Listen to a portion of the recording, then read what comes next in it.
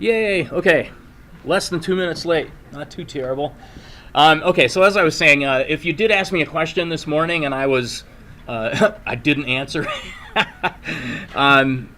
please ask me after the class is over and I'll try to be more helpful. Let's pick up where we left off on Tuesday. We had introduced the idea of a data frame, which is a sort of a spreadsheet-like structure that has columns where each column contains data of the same type, and then there are some arbitrary number of rows that have labels with values for each of the columns.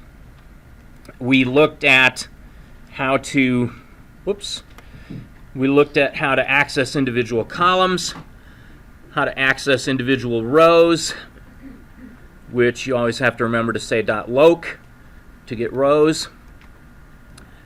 And we took a look at using Boolean indices to select just subsets of rows or columns to do operations on. In this case, we multiplied all of the values in one of the columns by 2.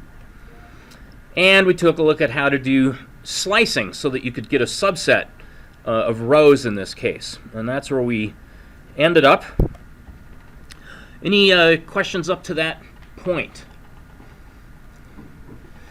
Alrighty, so now we're going to differentiate between loc, which uses row labels, R0, R1, R2, versus iloc, which allows you to use ordinary integer row subscripts, 0, 1, 2, 3, etc. If I, and we've done this, here is my data frame F2, and if I say f2.loc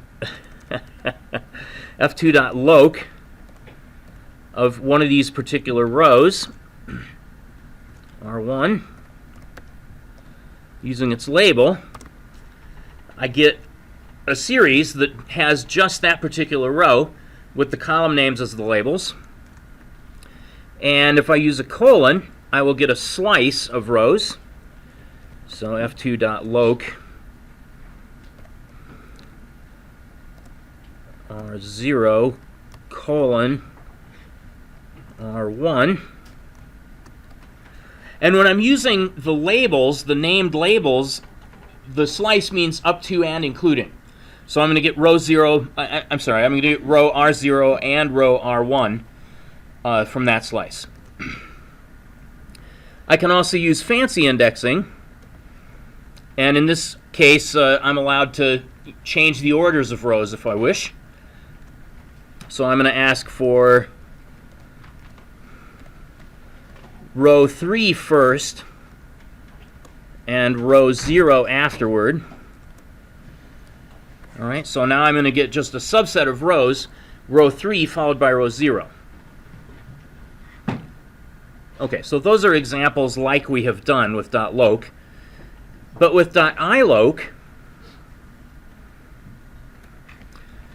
I ignore the actual string labels and use integer subscripts from 0 up through n-1, assuming there are n rows in the data frame. Okay, so here's my data frame F2. And if I say f2.iloc sub, what's the example, 2, then row sub 2 is going to be the same as row with the string label R2. And in slicing, if I say f2 sub, f2.iloc, I'm just insistent on forgetting to say loc or iloc. Now, if I'm using integer subscripts, the meaning of the slice is up to but not including. All right, so if I say 0 colon 2 with .iloc, I'm just going to get row R0 and row R1, but not row R2. Okay? And I can change the orders of rows by using fancy indexing. So f2.iloc sub, let's say 3, 1, gets me row R3 first, and then row R1 after that.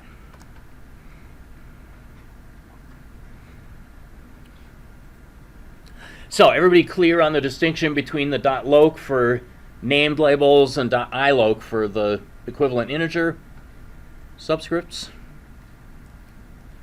Okay.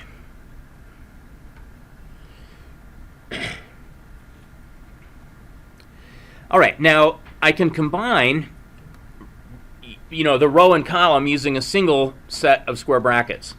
So if I say, let me look at F2 first. So if I say F2 dot loc sub row comma column,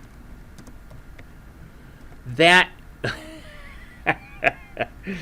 I have to learn to type. F2 dot loc R0 is my row, C1 is my column, and that's going to give me access to a particular cell. I'm going to get this particular value back. Okay, so that's how I get one cell. Now, if I want to get a slice of rows or a fancy I knew what I wanted to say and said the opposite thing. If you want to get a slice of columns or a fancy index on columns, you can do that. You just give the row or the slice of rows first. So F2.loc sub, let me say from R1 up to and including R3, but from within those 3 rows, let me only get column C0 up to and including column C1. All right, so that's going to give me just these upper, the first 2 columns of the last 3 rows.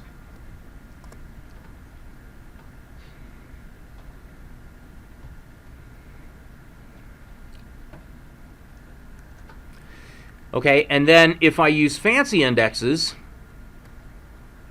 I can, what I'm really doing here is I'm selecting just certain cells, and I'm specifying the order in which I want those cells to occur. So here's F2, and if I say F2.loc sub, and then I use a fancy index for rows, R2,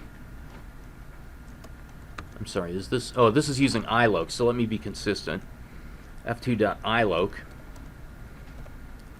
And if I want row 2 followed by row 0, and within those rows I want column 0 followed by column 1, okay, so I get row 2 followed by row 0, and from within row 2 and row 0, I get column 0 followed by column 1. So I get the 12.7 as my first row in the output data frame, and 0.1 as my next row. All right, so you have to play with these things and try them out a few times in order for them to stick in your memory. But you have an enormous amount of flexibility as far as how you select which data you want from the data frame, and as far as how you reorganize that data to get the ordering of the rows and columns that you want. You use loc if you want to use the label names, and iloc if you want to use the equivalent integer subscripts. So far, so good.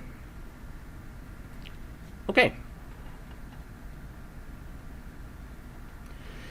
Now, previously when we were dealing with series, I showed you that if you have 2 series that don't have exactly the same labels and you add them together, you get nada numbers as values for the places where one series has a label and the other series does not. The same thing is true with data frames. You can do matrix-oriented arithmetic with data frames, But if the two data frames that you're adding or multiplying or whatever don't have exactly the same row labels and or column labels, you end up with a bunch of not numbers. All right, so here is F2, and what I want to do is to create another data frame, F3, which will be a modified copy of F2. So first of all, I'm going to say F3 gets F2.copy. All right, so F2 and F3 at this moment look the same, but they are independent copies of each other. Or, well, F3 is an independent copy of F2. And what I want to do now is I want to add a column to F3, and I want to drop a row from F3 so that F3 no longer has the same column names and the same shape as F1. Okay, so I'm going to say F3 sub C3. All right, so that's how I'm adding a new column, and I'm going to say gets 1357, 1357. Okay, so F3 now has this new column, C3. I also want to drop one of the rows from F3, and in particular, I'm going to drop row R1. So F3 is going to get F3 with row R1 dropped. Okay, so I've added column C3 and I've eliminated row R1. So now obviously F2 and F3 have some rows and columns in common, but not all rows and columns in common. And if I add these guys,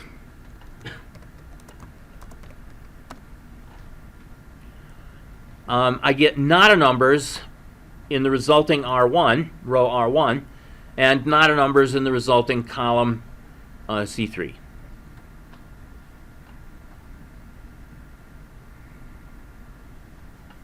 Okay, no surprise. Now, it's possible that you may decide, okay, if a row is missing, I really want to just treat that as if the row had all zeros in it, or if the rows had all, you could calculate the mean value for each column and say, well, since row R1 is missing, I just want to throw the mean value of the other rows in that row and just pretend that that's an existing row. And you can do a similar thing for column C3. So what I can do is create a fill value with a keyword argument, and instead of using the symbolic plus operation to do my addition, I will use the named add method instead. Okay, so in other words, instead of saying F2 plus F3, which will give me not numbers everywhere, let me say instead F2.add F3 with a fill value equal to 0. All right, so the fill value is going to be applied anywhere that either the row or the column is missing, so that I can get valid results for situations where either the row or the column is missing. But if I have a situation where the row and the column are both missing, then that's considered to be too little information, and I don't just get the sum of the fill values for that case. So here's what I get. Okay, for row R1, one of the data frames had all the values for R1, and so the sum I got was just 0 plus those existing values from the data frame F2. Similarly, the F3 data frame had column values for row 0, row 2, and row 3, so I just got a fill value of 0 added in here. But this particular, This particular cell does not exist in either of the two data frames. Data frame F2 does not have row 1, column 3, and data frame F3 does not have row 1, column 3 either. All right, so F2 doesn't have that value. It doesn't have an R1C3, there's nothing here. F3 doesn't have that value. Okay, there's a C3, but there's no R1. So that is the one field that the fill value couldn't be applied to, and I end up getting not a number for that one. Okay, so here's the result that we saw.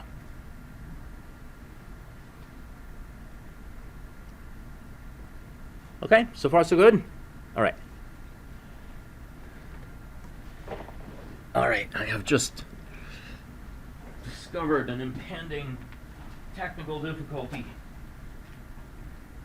I'm about to be unable to talk.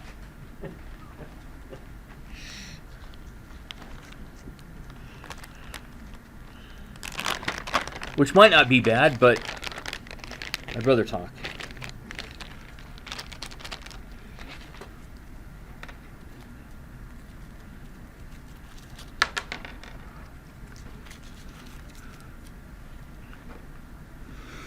Okay, so we can create data frames. We can specify the column labels and the row labels. We can extract various subsets of information from the data frames. We can do things like adding two data frames together if we're willing to deal with potential problems of missing data for like missing columns or missing rows. The next thing we're going to take a look at is how to sort the rows or columns within a data frame. By default, the rows in a data frame just get put in the order that you add them. Likewise, the columns in the data frame get put in the order that you add those, but you might wish to change the ordering of either the rows or the columns or both. So to illustrate that, let me build a data frame. I'm going to start with F2. Okay, so I'm gonna just use this data that I already have in F2, but I want to change the column names and I want to change the row names. So F4 is going to be a PD data frame built from F2 values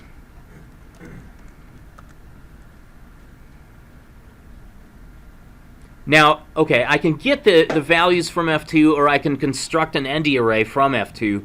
Either way, I get the same result. And as the row index, let me use different strings. A, B, D, and C. And as the column names,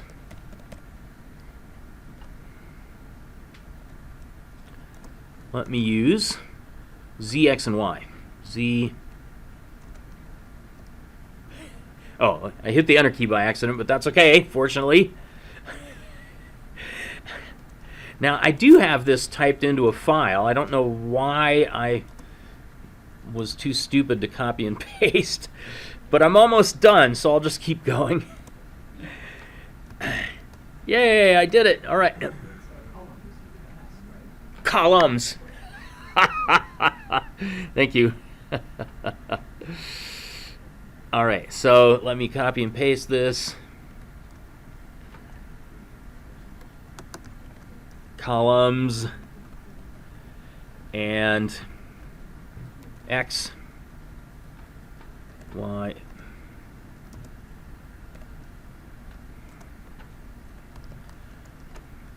There we are. All right.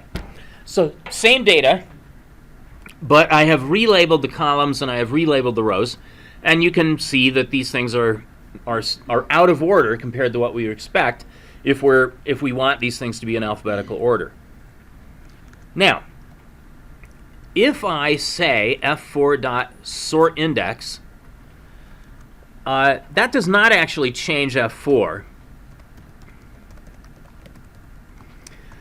And the index that gets sorted by default is the rows. So my rows are coming out now as A, B, C, D.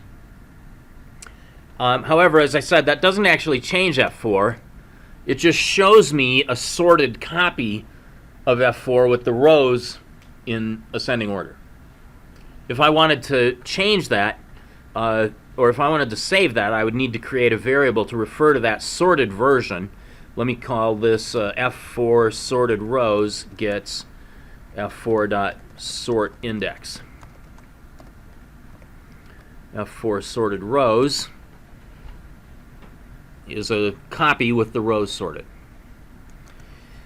Now, sort index seems reasonable, so you might assume, oh, okay, if sort index works, surely I can just say sort columns to get the columns sorted. But no, sorry. You have to use sort index again, and you have to say axis equals 1. Here's a feature where we might have a conversation with Wes McKinney about this foolishness. F4.sort index axis equals 1 means to sort on the sub 1 axis, the column axis, as opposed to the sub 0 axis, which is the default, which is the row axis. So now I have XYZ in order, and ABDC. The rows have not been affected by this. Okay? All right, so that's an annoying thing to have to remember.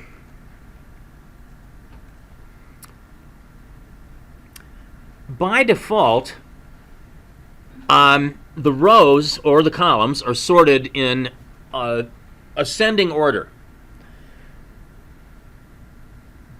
But if you want them in descending order, you can't just say that you want them descending. You have to say that ascending is false, whereas by default ascending is true. And you can stack up a bunch of sort indexes, and they're just applied. The second sort index here is applied to the result of the first sort index. So if I say F4.sort index, as we've seen, I get the rows in ascending order. If I say F4.sort index ascending equals false, I get the rows in descending order. If I say F4.sort index ascending equals false dot sort index axis equals 1. All right, so I'm going to get the rows in descending order and the columns in ascending order. So the rows are in order DCBA and the columns are in order XYZ.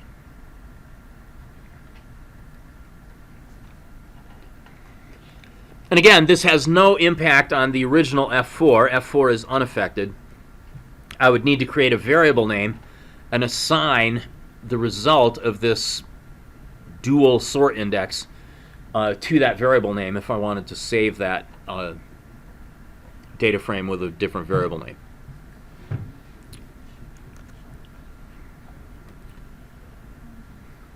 Questions? You can. Okay, excellent question. You can. These keyword arguments can be stacked up, if you will. So if I want to sort the columns in descending order, I can also add in here ascending equals false.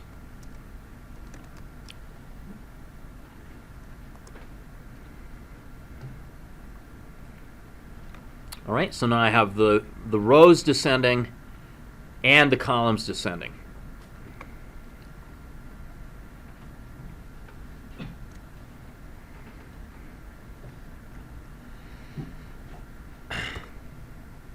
Now, you can also compute all kinds of summary statistics on the data stored within a data frame. And let me illustrate this by building a data frame of some random values. It turns out that the NumPy module has within it a submodule called random. And that random submodule has a whole bunch of random number related functions. If I say np.random.rand 10, this gives me back, rand gives me back uniformly distributed random values between 0 and just less than 1. Okay, so it's the half interval containing 0 up to but not including 1. And that gives me 10 values from that uniform distribution back. Each time I run it, I'll get a different collection of uniform random values back. Now, if I want to get the same values back every time, which is sort of an amusing idea, you want to get the same random numbers every time, what you can do is you can establish a seed value to initialize the sequence of the random values. And I do that by saying np.random.seed and specifying some arbitrary integer. I'm going to just say seed 0. If I specify seed 0 and then ask for these random draws from a uniform distribution, okay, I get that sequence back, 0.548, 0.715, 0.602.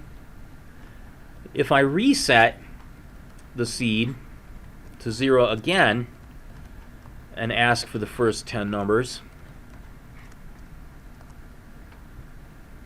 I get exactly the same sequence back again. So the seed indicates where the random number generator is going to start for each different kind of random number generator that's available.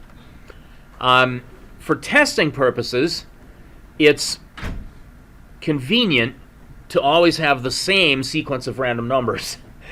But of course, in real life, when you release an application to the world, you're going to want to have the random number sequence start at some random initial starting position. So often what people use for the seed is the current time on the machine. And I believe that's actually what NumPy uses as the default. Okay, now in the example here, we're using rand n. So rather than being from a uniform distribution, these are from a normal distribution with a mean of 0 and standard deviation of 1. So it's a standard normal. That means I'm going to get back both positive and negative values.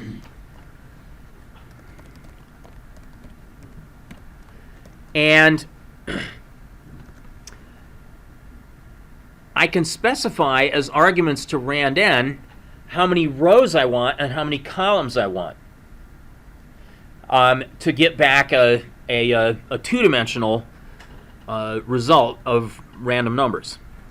Okay, so if I say np.random.randn 3 by 3, okay, I get back random numbers, mean 0, standard deviation 1. And if I do the same thing again, I'm going to get a different sequence.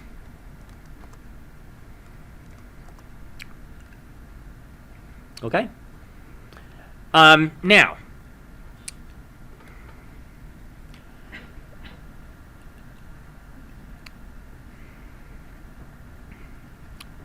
so statistics are estimates, right? And it's uncommon to want to see estimates out to 8 or 9 digits of precision.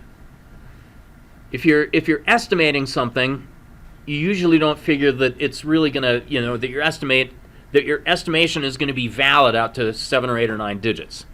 So it's common, if you look in statistics books at tables in the back, it's very rare for those things to have more than 4 digits of precision in them. Because if you start going past that, you're actually claiming that you have more precision than your model actually justifies. So let's, instead of getting 9 digits of precision as we are here, let me say that I want to get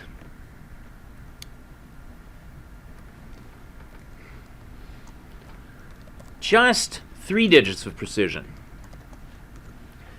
Okay, I can round those trailing 5 digits up to just get 3 digits, which is both, sort of more realistic in terms of how accurate you expect your readings to be, how precise, and also a lot easier to keep track of visually on the page. So I want to get this 2-dimensional array that's shown on slide 32, and apparently I can get that by starting the seed at 1 and then setting A5 to this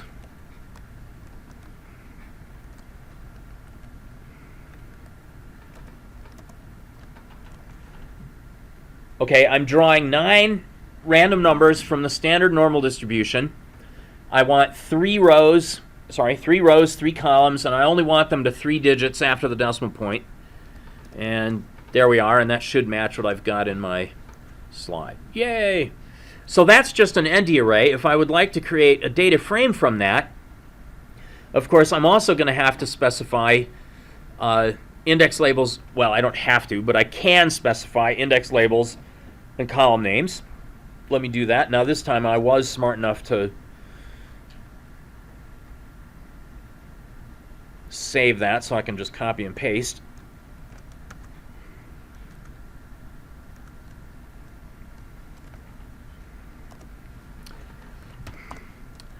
Okay, so now I've got a data frame of a bunch of values.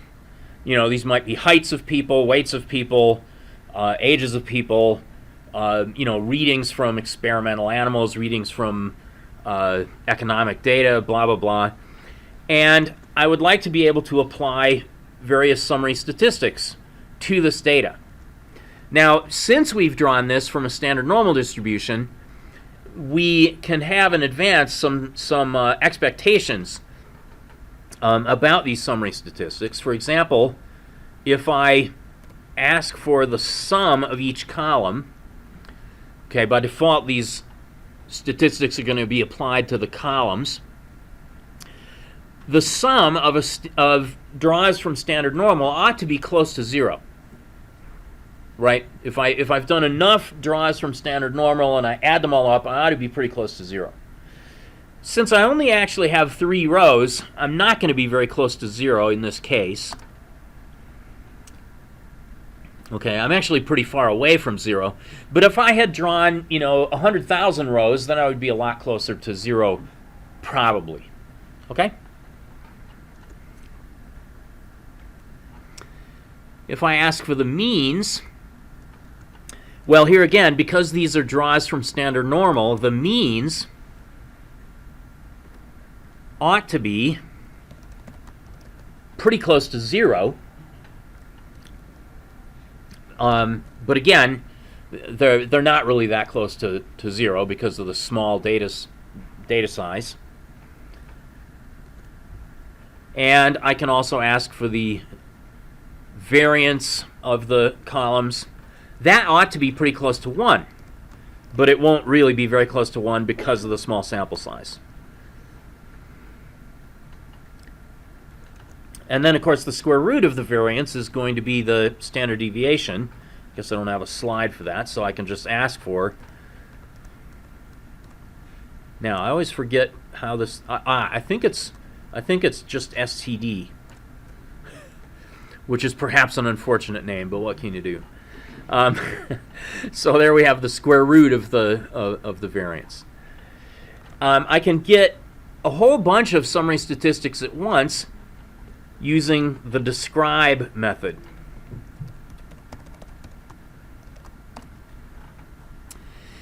Okay, so this tells me how many rows there were and what the mean and standard deviation and minimum are, as well as the maximum.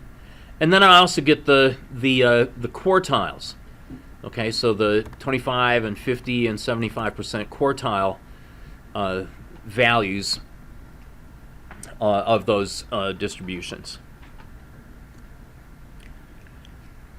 Okay, so I, as a homework exercise, I had you implement some statistical functions just to make sure that you could write the code that would do that. But you actually, in the NumPy module, already have a ton of that stuff available to you. And we also have things like medium, skew and kurtosis, percentage change from one row to the next, and on and on. If you take a look at the online documentation, you'll discover that there's a lot of these things available. Questions? Okay, well that took less time than I anticipated. So, we can, if we want, sit here and twiddle our thumbs for 11 and a half minutes waiting for the quiz. Or perhaps I should change the starting time of the quiz so that we can get started with it. So give me a moment, and I'll make the quiz become available. Anybody have any last questions about this pandas stuff?